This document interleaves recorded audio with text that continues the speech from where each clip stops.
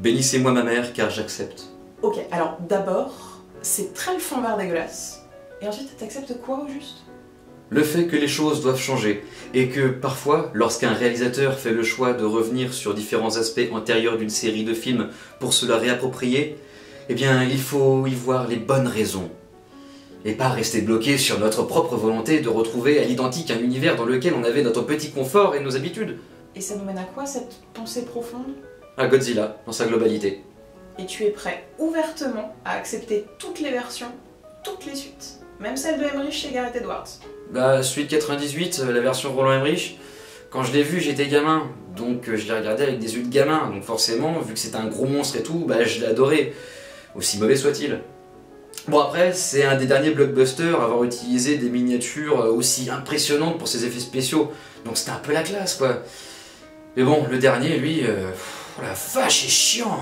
Ah bah tu vois que t'es pas prêt à tout accepter. Oui mais faut pas exagérer, parce que la version de Gareth Edwards, il nous a vendu du Godzilla et du Bryan Cranston, et au final, on n'a pratiquement ni l'un ni l'autre dans le film. Donc les films qui nous vendent un truc et qui au final nous refourguent du caca, ça m'énerve un peu. T'as d'autres films qui t'ont fait cet effet? Voilà, comme ça, je vois pas de quoi parler. Mais comme exemple, je pourrais prendre mon boulot. Genre, si je reprenais le Dr. Lucky, que j'ai gardé le même concept, mais que d'un coup, je virais les personnages secondaires que je trouve relous, et que je changeais la personnalité du docteur. Ça casserait les couilles aux gens, non? C'est qui le Dr. Loki? Non, Chachou, c'est à toi que je pose la question. Loki, tu me fais quoi là? Chachou. Merde Loki, tu me fais venir pour tourner un confession un film et tu me sors de mon perso pour une aparté. Désolé, mais là je suis venue pour Godzilla, alors on va parler de Godzilla. Bien, on va parler de Godzilla. Putain mais Loki, what the fuck? Attends.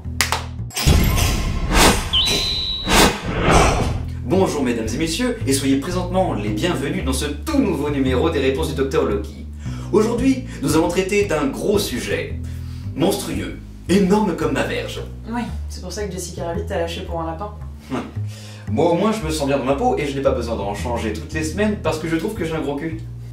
Mon gros cul t'emmerde. Bon, occupe-toi de ton émission rapidement, t'as des patients qui attendent. Ouais, c'est vrai.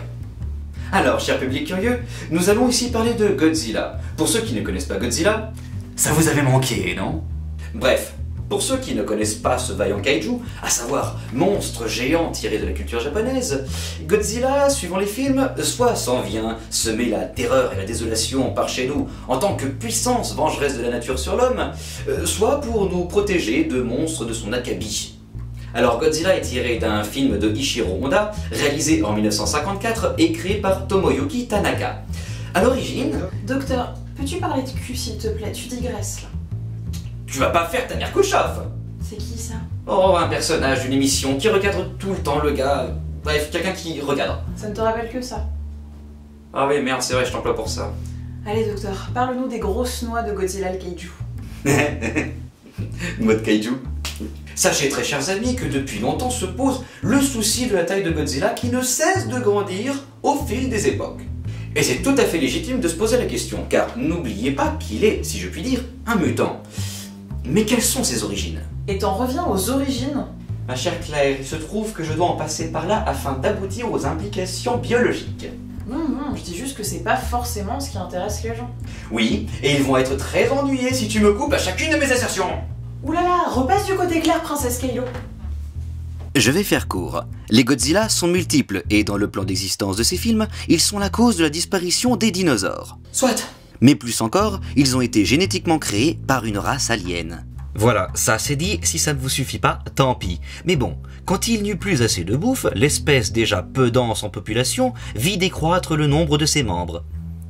Par la suite, ils vécurent plus chichement et en hibernant dans les océans au cours des milliers d'années, se réveillant par cycle.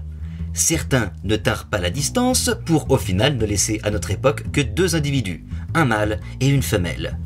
Avec l'arrivée du nucléaire, ils vinrent tous deux à muter et à croître dangereusement sous l'effet de la mutation. Puis le temps faisant, la mutation devint exponentielle, nous présentant un Godzilla d'une taille de 50 mètres en 1954 jusqu'à 108 mètres en 2014.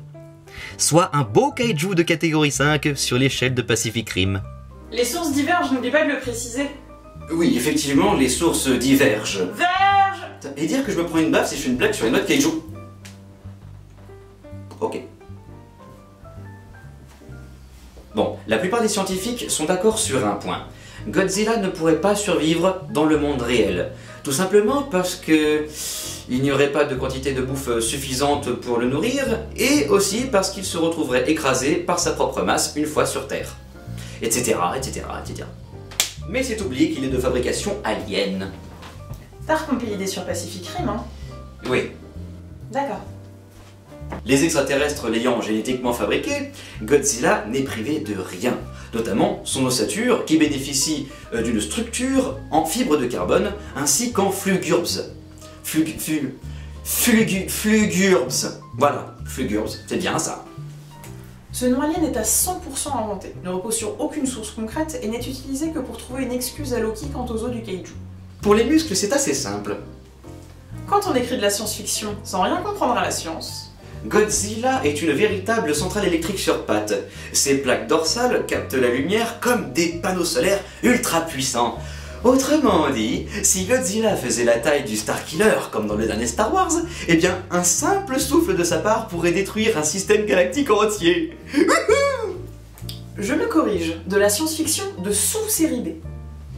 Mais non, voyons, c'est la plus belle des sciences, celle de la fiction, la plus permissive, celle sans laquelle rien n'est possible dans les univers qui nous intéressent. Tenez, en hibernation sous l'eau, en respirant grâce à leurs ouïes, mettons-leur des ouïes, pourquoi pas, eh bien ils aspirent du plancton, des végétaux marins, des poissons, tout ce qui passe. Ça les aide à se maintenir en vie et ça suffit. Ta gueule, c'est magique. Du moins dans ce monde-là, toutes les excuses passent. Et pour la reproduction? Alors là, c'est chaud patate. Il est souvent demandé, alors qu'il est avéré que la bête a un fils, où se trouve la mère. Dans le Godzilla de 1998, on nous parle de reproduction asexuée. Pas de bol. Mais quand on voit la créature, on remarque qu'elle n'est pas le Godzilla qui nous occupe. Donc, on l'oublie, qu'elle aille se faire foutre. Du coup, les femelles Godzilla, les voit-on? Eh bien malheureusement, non. Encore faut-il savoir où chercher. Alors les femelles sont plus grandes que les mâles, mais pour une raison organique particulière, s'adaptent mal aux différentes mutations subies par leur corps et donc passent leur vie sous l'eau. On suppose que c'est lié au fait que leur instinct sent que ceci est anormal et que ces mutations risquent de nuire à la croissance d'une potentielle progéniture. Par conséquent, elle ne quitte jamais la sécurité de l'océan et ne quitte son hibernation que les 2 à 3 000 ans, histoire de se nourrir ou de se reproduire. Mais pour se reproduire, il faut copuler. Alors, pour ce qui est du coït, nous avons, nous, de la chance. Car si la reproduction avait lieu sur la terre ferme, les coups de rein feraient trembler les villes au point de provoquer des dégâts cataclysmiques. Et si on prend en compte la morphologie de ces créatures, une levrette ou un ciseau serait d'une complexité monstre. Du coup, le plus simple serait de virtuellement annihiler le problème de poids en procréant sous l'eau.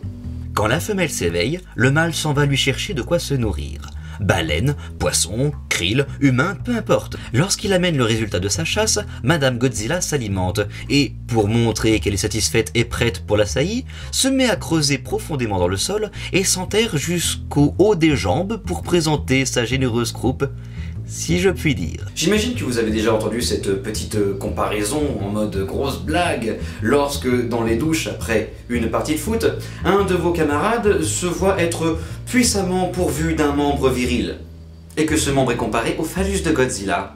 Et pourtant, selon des critères sociaux humains stupides, Godzilla n'aurait pas de quoi faire le fier, puisque, proportionnellement à sa taille, son pénis, planqué comme celui des crocodiles et des dragons, ne fait que 4 mètres de longueur sur un diamètre de 1,50 m. J'en conviens, c'est très peu pour une créature de plus de 100 mètres. Mais pour se reproduire, ce que nous appellerions handicap est compensé par une dense projection de sperme. Près de 300 litres de sperme déversés à chaque coït. Et, par chance, notre bon mâle a toutes les chances de ne pas rater sa cible, puisque la femelle, cloaque ouvert, présente un orifice dilaté de 10 mètres. Alors, une fois en position ciseau, quéquette bien en place au-dessus de la matrice, le mâle tape les bords ou se frotte là où il peut pour que l'excitation le pousse à libérer sa semence qui va se déverser dans tous les sens. Si par malheur le mâle est mal ajusté par rapport au cloaque, le sperme suivra le fil de l'eau. Mais la femelle a toujours le réflexe de contracter par à-coup son cloaque pour aspirer l'eau environnante afin de capter en elle des spermatozoïdes échappés. Ces derniers faisant dans les 10 cm de long et libérés par milliers, la tâche n'est pas compliquée. D'ailleurs en soupe, c'est délicieux. Une fois l'insémination faite, le mâle s'endort aux côtés de la femelle pour la protéger, tandis que grandit en elle un œuf qui contiendra sa progéniture, qu'elle pondra quand ce dernier aura atteint, après un temps variable entre 4 et 15 ans, les 20 mètres. Et avec une telle envergure, Maman Godzilla a intérêt à avoir la chatte en cuir et pas en papier crépon. Et voilà, chers amis, c'est aussi simple que ça. Et rappelez-vous que Godzilla nous enseigne un fait important. Ce n'est pas la taille qui compte. Par exemple, moi je fais 1m66. Bon alors, pendant que je faisais le zouave sur le net, il y a Dark Vador qui s'est plaint de ton retard et qui a décidé d'aller voir ailleurs. Bon, pas grave. De toute façon, de sa vie sexuelle, y a rien à sauver vu que son pénis a fini rôti sur Mustafar.